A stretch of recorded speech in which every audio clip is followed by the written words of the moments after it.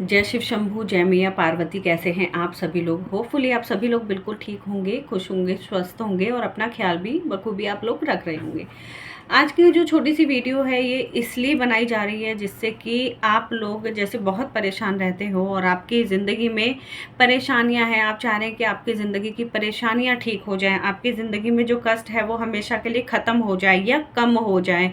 तो अभी 22 जुलाई से सावन स्टार्ट हो रहा है। सावन का पहला सोमवार 22 तारीख को ही है।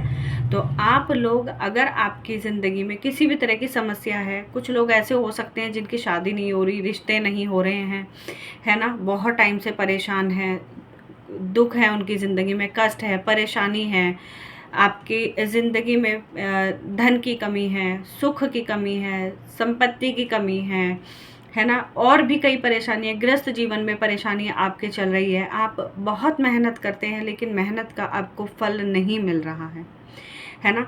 इस तरह की अगर परेशानियाँ आपकी ज़िंदगी में चल रही है तो आपको सावन के सोमवार में बाबा भोलेनाथ, मैया पार्वती की पूजा ज़रूर से करनी चाहिए। अब कुछ लोग तो पूजा करेंगे और कुछ लोग व्रत रख सकते हैं, है ना। तो जो लोग पूजा कर सकते हैं वो पूजा करें, शुद्धि में पूजा करें। बाबा भोलेनाथ, मैया पार्वती की जब भी आप पूजा करते हैं तो आप शुद्ध होने चाहिए, तब आप पूजा करें, ठीक है ना। आप शिव मंदिर जाएं, वहाँ पर पूजा करें। अगर आप नहीं हैं बल्कि आप मंदिर जा पाएँ तो आप अपने घर पर रहकर भी पूजा कर सकते हैं, ठीक है। और या फिर आप मंदिर जाना चाहते हैं तो मंदिर जाएं। अब जिन लोगों की अगर शादी नहीं हो रही है या जो भी चीज़ें मैंने अभी बताई, उस तरह की अगर परेशानी आपकी ज़िंदगी में आ रही है तो आपने क्या करना है, आपने बाबा भोलेनाथ के मंदिर आप जा सकते हैं। जैसे मान लो आपने व्रत रखा तो पहले आप अपने घर में पूजा करें, ठीक है ना, पूजा करें, संकल्प लें, है ना। सबसे पहले नहाएं, घर को साफ सफाई, पहले तो जब भी किसी व्रत को या कुछ भी शुभ कार्य घर में किया जाता है तो आपका घर बिल्कुल साफ होना चाहिए।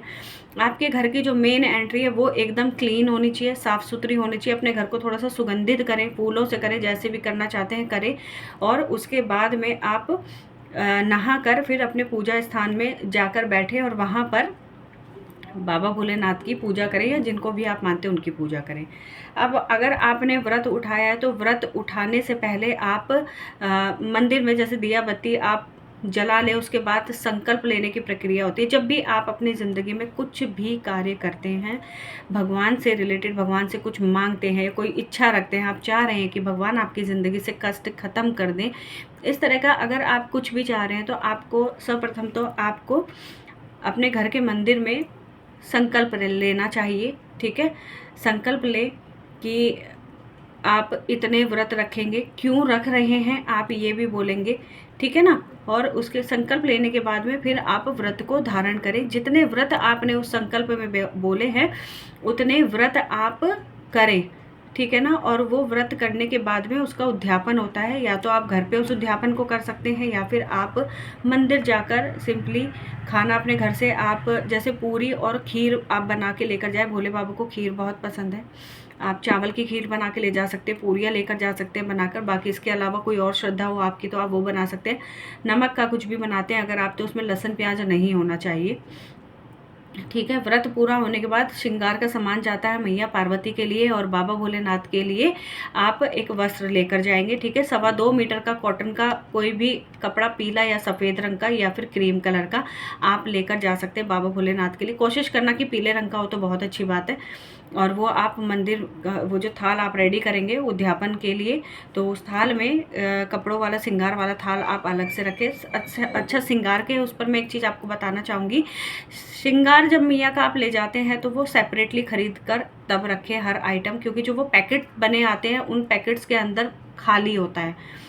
बहुत पैकेट्स ऐसे होते हैं जिनमें लिपस्टिक दिखेगी नहीं दिखेगी, सिंदूर होगा नहीं होगा अंदर, है ना, इत्र होता है उसमें, इत्र भी नहीं होता। तो आप अपनी सुविधा के अनुसार, जैसे कि मतलब जितना आप अफोर्ड कर सकते हैं, मैं ये बिल्कुल भी नहीं कहती किसी को कि आपका उतना आप नहीं कर सकते तो आप फिर भी लाएं, कहीं से भी लाएं, ऐसा नहीं है। जो आपकी श्रद्धा है उस हिसाब से, चाहे आप सस्ता ही खरीद लें, महंगा खरीद सकते महंगा खरीदे, सस्ता खरीद सकते सस्ता खरीदे, और उसको सेपरेटली खरीद कर फिर माता का श्रृंगार का सामान ले जाए। साथ में एक चुन्नी ज़रूर से रखनी है लाल रंग की, और बाबा का बाबा का जो सामान है, कपड़े हैं बाबा के लिए, वो आप रखेंगे। आप चाहे तो एक माला भी उसमें चढ़ा सकते हैं, रुद्राक्ष की जो जाप माला आती है वो, या गले में धारण करने की आती हैं वो, है ना। जो जैसा आपका सामर्थ्य हो आप उस हिसाब से बाबा के लिए, मैया के लिए जो करना चाहते हैं वो चीज़ लेकर जाए। साथ में खीर पूरी का जो भोग है वो भी मंदिर लेकर जाए। जिस दिन आपके व्रत पूरे हो जाएंगे उससे जो नेक्स्ट वाला आपका मंडे पड़ेगा,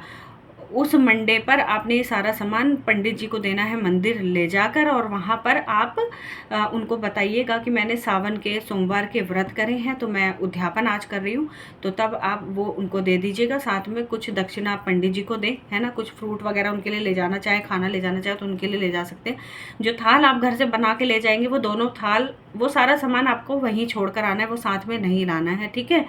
जो आप खाना लेकर जाएंगे वो वाला थाल भी आपने वहीं पर बाबा को भोग लगवा के, मैया को भोग लगवा के वहीं छोड़ना है। और जिसमें मैया का आप सामान ले गए हो, जिस भी चीज़ में, वो भी आप वहीं छोड़ कर आएंगे। साथ में प्रार्थना करके आएंगे कि मैंने प्रभु आपके नाम के मैंने सावन के व्रत उठाए थे, मेरी इस मनोकामना को पूरा करने के, तो आज मेरे ये व्रत मतलब पूरे हो गए हैं और मैं इनका उद्यापन कर रही हूँ या फिर कर रहा हूँ। तो आप मुझे आशीर्वाद दें कि मेरे सारे रास्ते खुल जाए, मेरा काम जल्दी से बने, ऐसा आपको कहना है। और उसके बाद फिर आप पंडित जी से आशीर्वाद लेकर, उनके चरण स्पर्श करके आप अपने घर आ सकते हैं। बाबा मैया, बाबा भोलेनाथ का आशीर्वाद ले पहले, फिर पंडित जी का आशीर्वाद ले, उसके बाद आप घर आ जाए। ये छोटी सी चीज़ है जो सावन में आपको करनी चाहिए, क्योंकि जब 16 सोमवार हम किसी को बताते हैं तो कभी कभी वो लोग नहीं कर पाते उन चीज़ों को।